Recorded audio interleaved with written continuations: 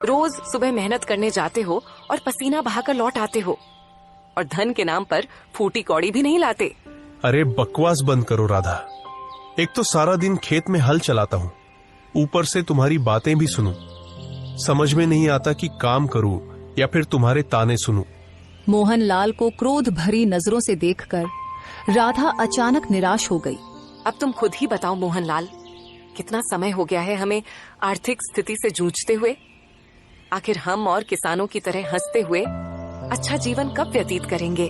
अपनी पत्नी का निराश चेहरा देखकर मोहनलाल का क्रोध उतर गया और वह अपनी पत्नी राधा के पास आकर बोला, मैं क्या करूं राधा, मेरी किस्मत ही खराब है। जब जब मैं खेत में मेहनत करता हूं और सोचता हूं कि इस बार फसल अच्छी होगी, तब तब कुछ न कुछ ऐसा हो जाता है कि सारी फसल बर्बाद हो जाती है। और ऊपर से अब मैं उस जमींदार का कर्जदार भी बन गया हूं। पिछली बार जब फसल खराब हुई थी, तब मैंने उस जमींदार से बीज खरीदने के लिए धन लिया था, और अब इस बार भी मुझे अपनी फसल अच्छी होती नहीं दिख रही है। सारा का सारा दोष तुम्हारी जमीन का है, वरना और किसानों की फसलें क्यों अच्छी होती हैं? तुम्हारी ही फसल पर ही हमेशा कोई न कोई आफत क्यों आ जाती है? हाँ, कुछ भी हो, लेकिन मुझे विश्वास है कि एक न एक दिन समय जरूर बदलेगा। इतना बोलकर मोहनलाल अपने खेत में चला गया।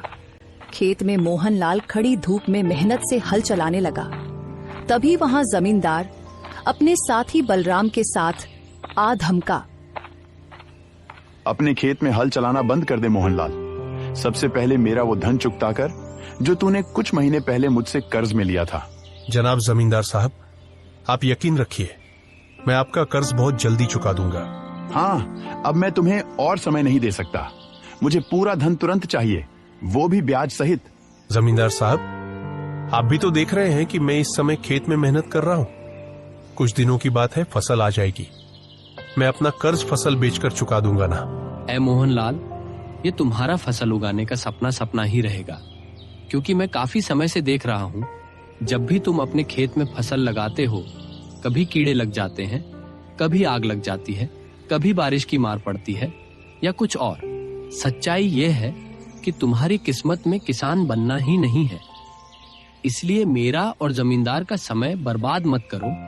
बलराम की बात सुनकर मोहनलाल के चेहरे पर क्रोध छा गया। बकवास बंद करो बलराम। अगर तुम जमींदार के नौकर हो तो नौकर बनकर रहो। मुझसे ज्यादा बातें लड़ाने की जरूरत नहीं है। मैंने तो सुना था कि तुम्हें गुस्सा बहुत जल्दी आ जाता है, पर अब मैं ऐसा काम करूंगा कि तुम्हें गुस्सा ही नहीं आएगा। आप कहना क्या चाहते हैं? याद है जब मैंने तुम्हें बीज खरीदने के लिए कर्ज के रूप में धन दिया था, तब तुमसे अंगूठा भी लगवाया था। हाँ, याद है। समझ लो, इस कागज पर मैंने तेरी जमीन अपने नाम करवा ली है।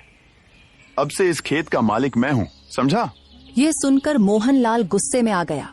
अरे यह तो पूरा अन्याय है। छोटे से कर्ज के रूप में तुम मेरा खेत नहीं छीन सकते। अरे बलराम, बस बहुत हो गया। इसे अपने ही खेत से जोर जोर से धक्का मारकर बाहर निकालो। बलराम ने मोहनलाल को उसके ही खेत से धक्का देकर बाहर निकाल दिया। मोहनलाल उदास होकर अपने घर चला गया। उसकी आंखों में गुस्सा और अपमान की आग जल रही थी। क्या हुआ? आपका चेहरा इतना उदास क्यों है? और आप समय से पहले ही खेत से वापस कैसे आ गए? राधा, जमींदार ने मेरे साथ बेईमानी की है। उसने मेरा खेत मुझसे छीन लिया। कुछ महीने पहले मैंने बीज खरीदने के लिए उससे थोड़े से पैसे उधार लिए थे, और उसी समय उसने चालाकी से मुझसे अंगूठा लगवा लिया। अब वह कहता है कि खेत उसका है। तो क्या आप यूं ही चुप बैठेंगे? आपको सबसे पहले गांव के मुखिया से शिकायत करनी चाहिए।